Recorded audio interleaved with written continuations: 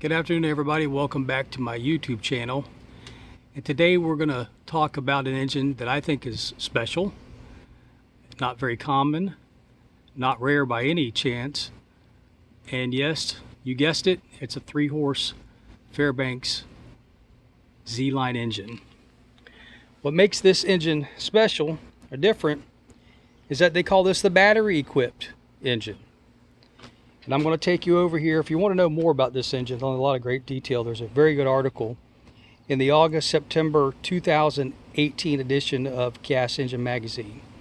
And on the front, it has a copy of an old sales ad by Fairbanks Morse. And very good article. Here's what the engine would have looked like when it was new. They were red, and they also Fairbanks made a 1.5 battery equipped engine. So if you want more information, get this magazine, Gas Engine Magazine, August, September of 2018.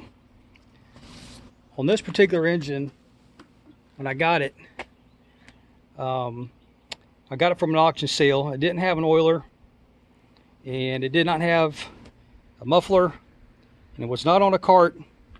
And I was able to get these parts and reproductions, get them put on.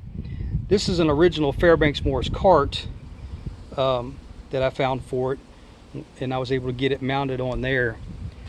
But let me show you some of the differences between a regular standard line Fairbanks Morse engine and what's different about the battery equipped.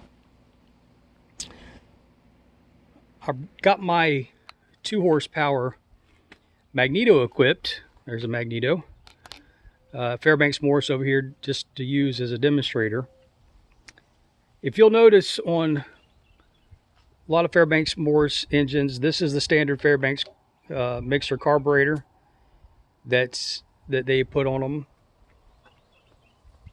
And over here is the carburetor that's used for these battery equipped engines.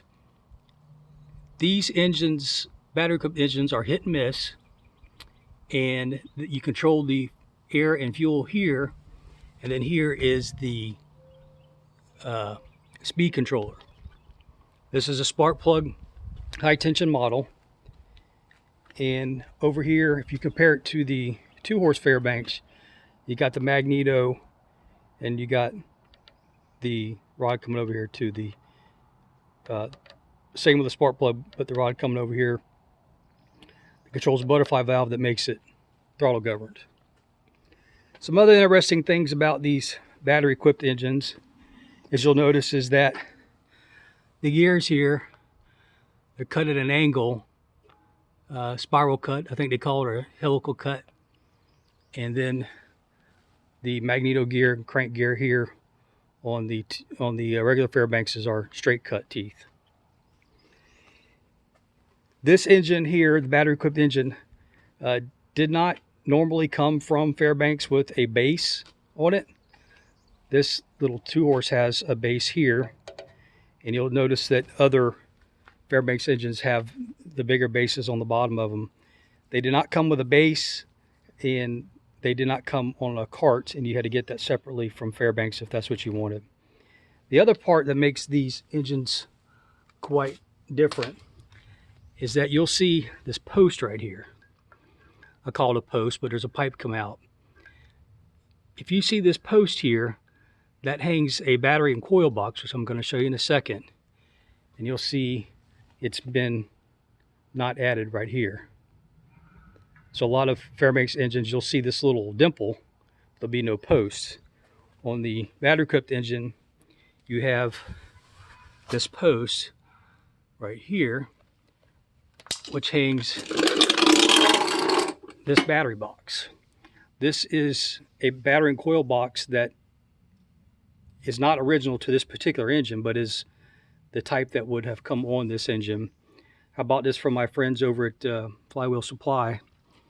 And in here, to fire the engine, because it's missing the magneto, would have been a pack of 6 dry cell batteries, and then you would use your standard Model T coil to go in this slot, and the batteries would of course charge a coil, send it to the spark plug, and fire your engine.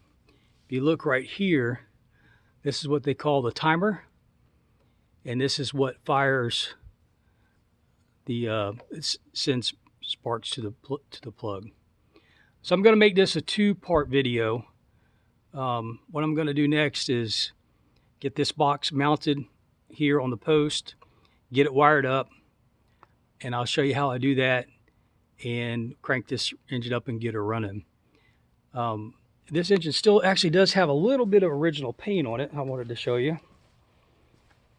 Right here on the back side of this flywheel is for the all uncommon places. So I've chose to leave that like it is and get the engine put on the truck so we can show it.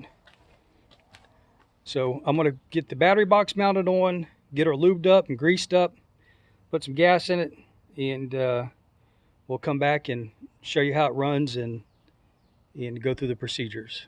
Okay, thanks for watching.